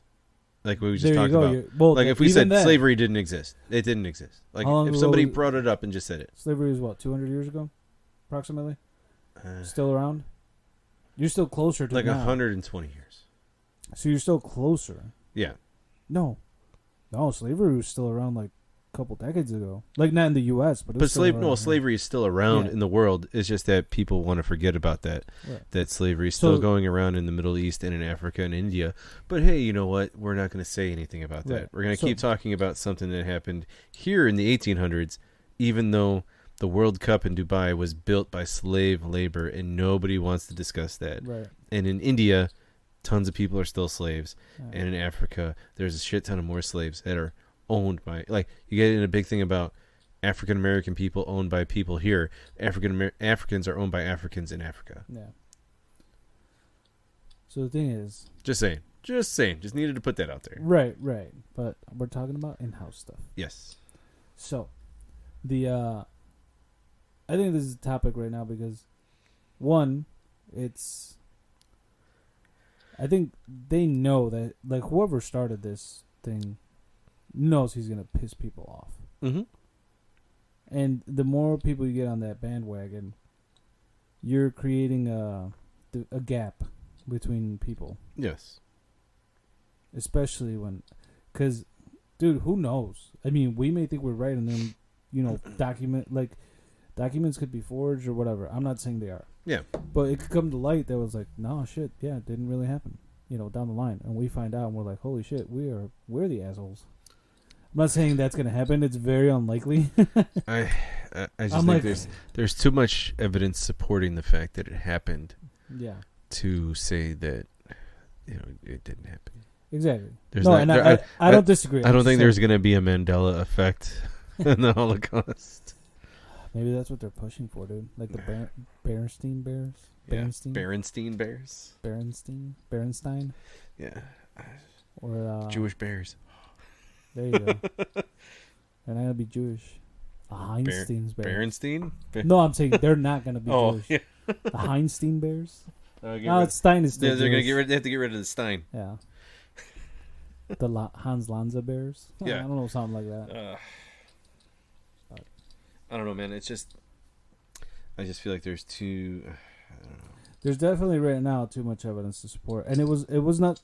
The thing is, this is something that was not. Oh, here. Like, I want to read this because this actually sounds pretty interesting. This is a Japanese Holocaust denial.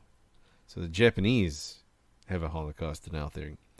It first appeared in 1989, and it reached its peak in 1995 with a publication by a Japanese magazine, Marco Polo. A 250,000 circulation monthly published by Bunji Suju, a Holocaust denial article by physician Masanori Hishioka, which stated, "The Holocaust is a fabrication. There were no execution gas chambers in Auschwitz or in any of the concentration camps. Today, what is displayed as a gas chamber as it remains in the Auschwitz camp in Poland are a post-war fabrication by the Polish communist regime or by the Soviet Union, which controlled the country.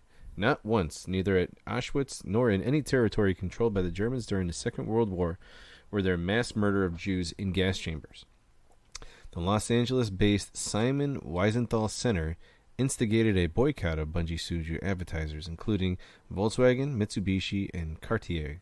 Within days, Bunji Suju was shut down. Marco Polo and its editor, Kazuyoshi Hanada, quit, as did the president of Bunji Suju, Kengo Tanaka. According to a 2020 survey of the American adult millennials and Generation Z members, 24% said the Holocaust might be a myth or has been exaggerated. 24%. That's a lot. That's a lot of fucking idiots. That's a lot of kids who lick the fucking wall. And the snozberries taste like fucking snozberries, okay? Alright. That's a big percent, dude. Yeah. And that's all the fucking people who get all their information From Wikipedia. From YouTube and fucking Instagram and Facebook. Yeah. Can't believe everything you read on the internet. That's one thing. I mean, one thing is doing your research and trying to line up facts, because right now, internet's, a good resource to gather information, but then you got your sites where, but here it's not only they don't just, even say it's not real. It's just like it's this not really happened. Only sites in books or whatever. There's interviews from people who were there. No, there's video from when. And there's could you? How could you get so many people or actors, let's say, to be like, hey, we need you to starve yourself to the point of death so we can record this, and you need to get dirty, and we're gonna treat you basically like dog shit for however long we need to make this video. For months. Yeah. To make this video. And we need to get everybody on board, even little kids. Look, it's going to be like, fuck you, I'm hungry. Mm-hmm. So it's either, at that point, you got actors, let's say, and who you're treating like shit. And here's another thing. These are, and there's a war going on. Right.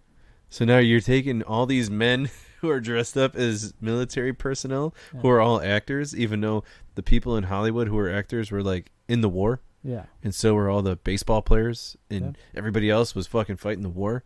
Like, you found all these dudes to be like, oh yeah, we're in the military. We'll go film this video. Yeah. Like, come on now. Yeah. I don't get it.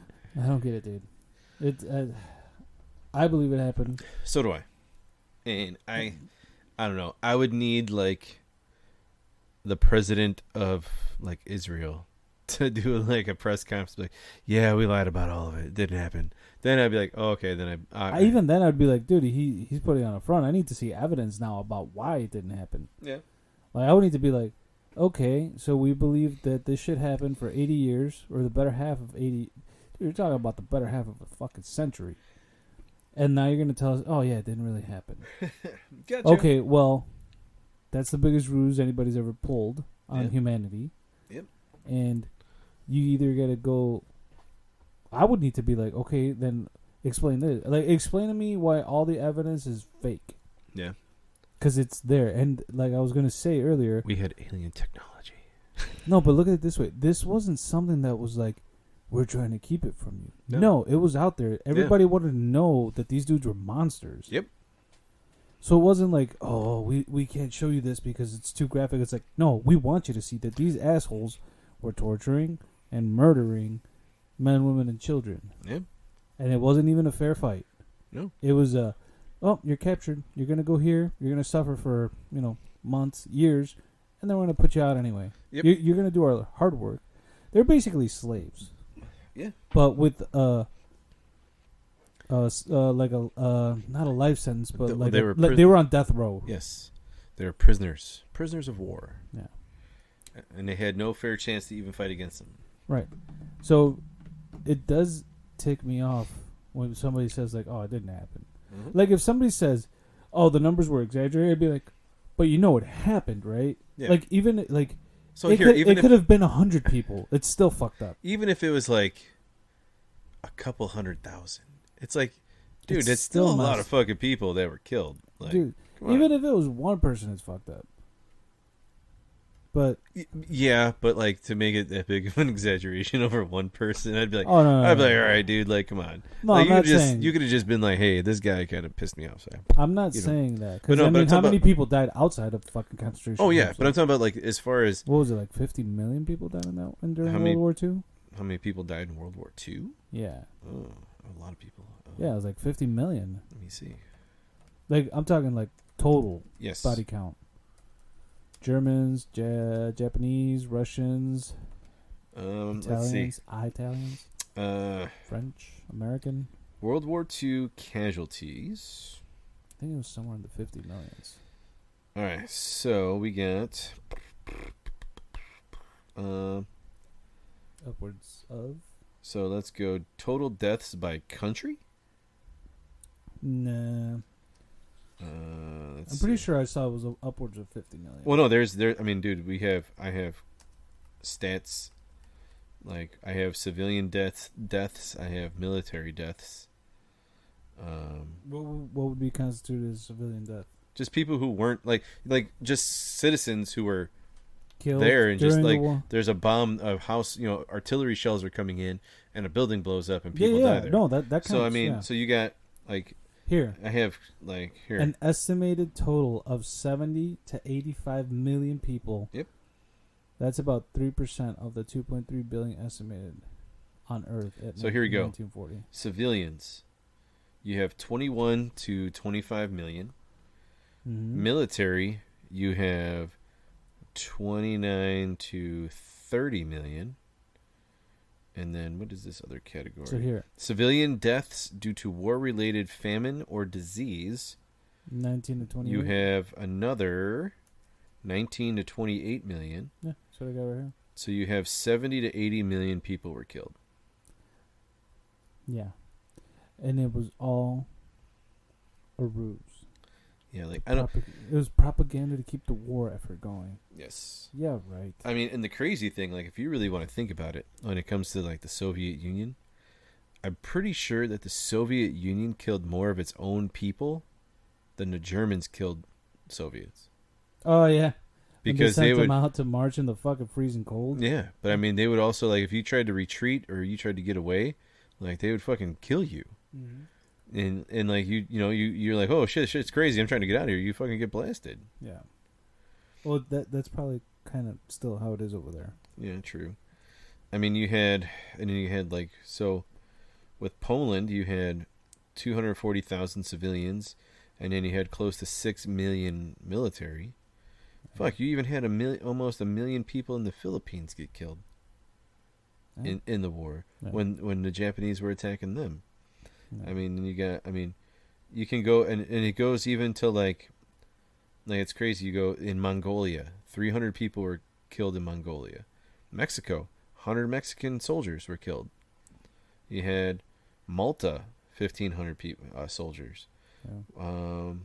Let me see. Is there any really like off the wall? Here, Iraq, 500 civilians, 200 soldiers in Iraq.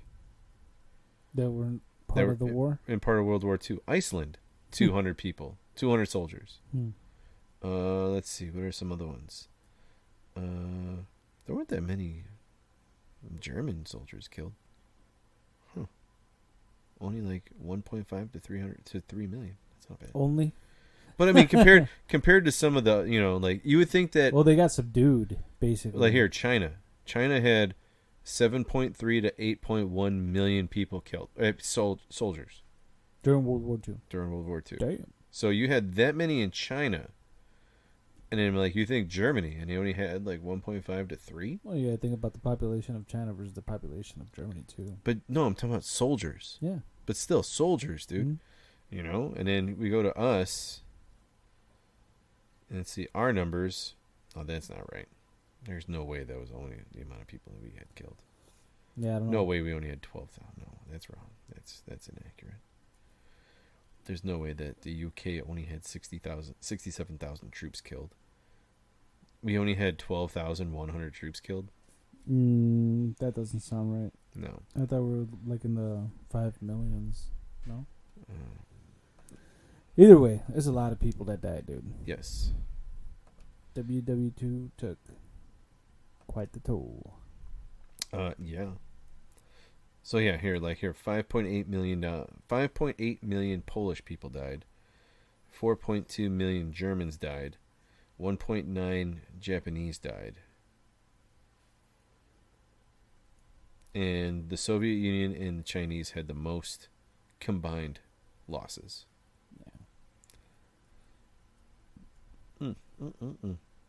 So, like, a little bit less than a tenth of that was just fucking POW prisoners, too. Yeah. That's a fucking huge... Like, for guys that weren't fighting back, that's a big amount. Oh, yeah. Well, you gotta think about it. That's just people who, like, were either trying to flee or whatever with their families, and, you get fucking captured, or you were just a prisoner of war because you got captured doing... like a secret mission or something else, Yeah. So do you think, and I think I know the answer to this, but you think there's still Nazis around? I'm not talking like neo-Nazis or anything. I'm talking about actual Nazis from the WWII. Dude, they were so old. Like, I'm sure there was some that still made it out. No, I'm saying, do you think they're still around? Like maybe one or two? who got injected with some sort of super soldier shit. No, not like that. No. All right, so here, estimated number of military and civilian fatalities due to the Second World War between 39 and 45. The United States was at 418,500. Oh, so not 5,500,000. So yeah, 416,000 were military, and 1,700 were civilian. And in the UK, it was 383,000 were military, 67,000 were civilian. But then you go up to Germany. See, this sounds more plausible. 5.5 million were military, and 2.1 million were civilian. That sounds more plausible to me than that other statistic, dude. Yeah. And then China lost, holy shit. China lost 3.5 million in military and 16 million civilians. Dude. Yeah. And in Russia lost 9.7 million in military and 14.2 million in civilians. 14.2 million people, civilians. Was that because that was, like I said, it was because some of those dudes were just like thrown out into the harsh cold. Oh, it's yeah. like, we need you to get to the front, and they're like, we can't, it's too cold. It's like, well, you're gonna make it or you're gonna die trying. Yep. And then you got like the Polish section, 240,000 soldiers, but 5.3 million civilians in Poland. That's crazy, dude. And it goes all the way down, like the least amount of people who were lost. Switzerland lost 100. Mexico lost 100. Cuba lost 100. Turkey, Iran, and Iceland lost 200. This was golf. Brazil lost 2,000. Ireland lost 5,000. Thailand lost 7,600. South Africa 11,000. Papua New Guinea 15,000. Let's see, who are some of like another one that would kind of be like, well, that's weird. Ethiopia lost 100,000. Korea lost 425,000. Like, dude, it's crazy. Like, I don't. It's just crazy how many fucking people died.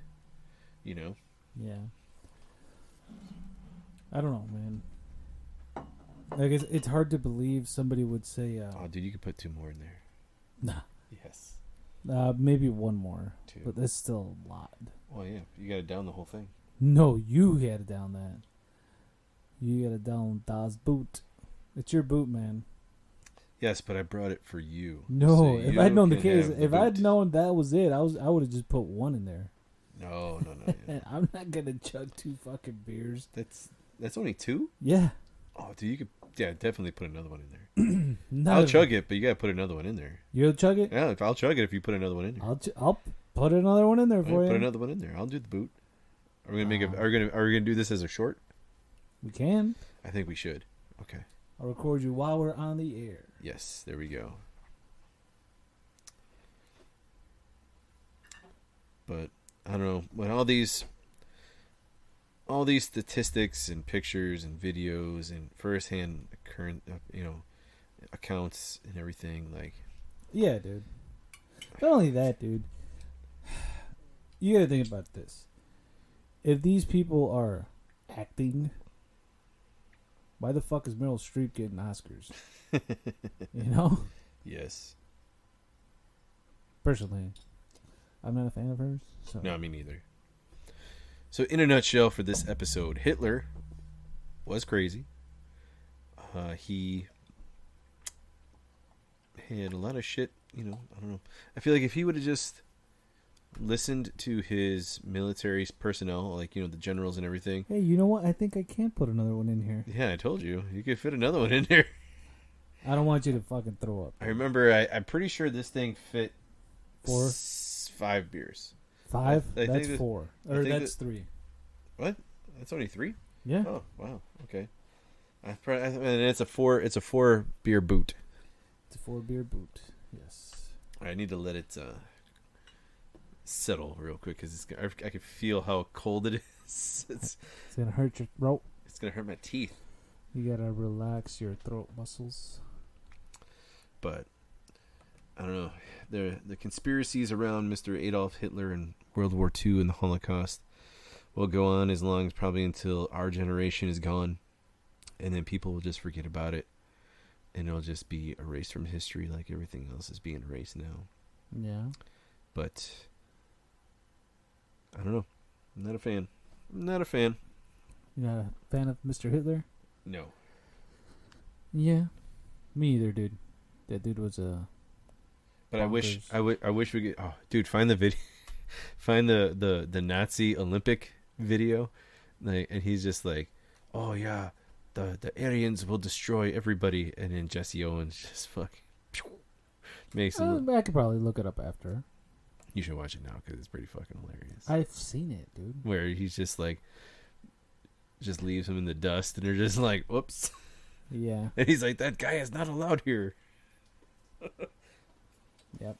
But then he did this whole thing where he's talking about how, like, African Americans are being held back by the United States and only used to win events in the Olympics.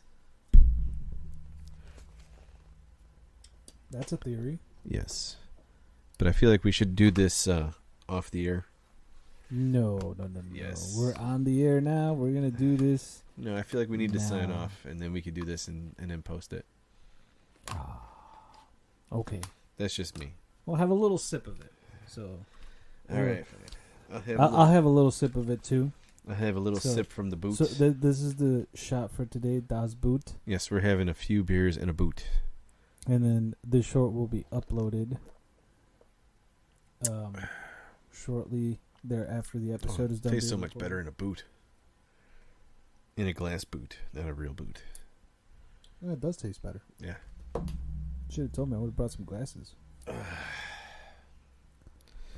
So, we're signing off. We're finishing off. This is our last episode of our mini-series on conspiracy theories. It's been pretty fun. I think we're going to do some more specialized episodes. Yes, more topics. Not necessarily conspiracy theories. I mean, we can dive back into these later. Dude, my buddy Poncho was like, dude, watch Inside Job. It'll give you more ideas for conspiracy theory episodes. So shout out to Poncho. Yeah, I mean, I feel like we can come back to him at a later date, but there's so many other topics we could talk about, and we can do series just on those and come back and forth. Well, one of the episodes we were going to do was the Lost City of Atlantis, but we swapped that out for, the Templars? Yeah, I think so. Yeah. No. Because with Atlantis, I don't know, dude, there's so many different theories, and you got to go into different countries and different, there's a lot. Yeah. Is it in the ocean? Is it in the desert? Is it in the Mediterranean? Yep. Is it in Africa? Yep. Wherever it is, it is. Or if it was never there, it was never there. Like there's a conspiracy that it was a spacecraft that took off. Maybe. So, but anyway, we're getting off topic. Yep. Please follow us on Instagram, Facebook, Spotify, Podbean, Podchaser, YouTube. Some of those other weird fucking podcast places we got. We never got onto Apple and we never got onto Google for some reason. Yes. So those were a little bit complicated, but Spotify is our biggest one.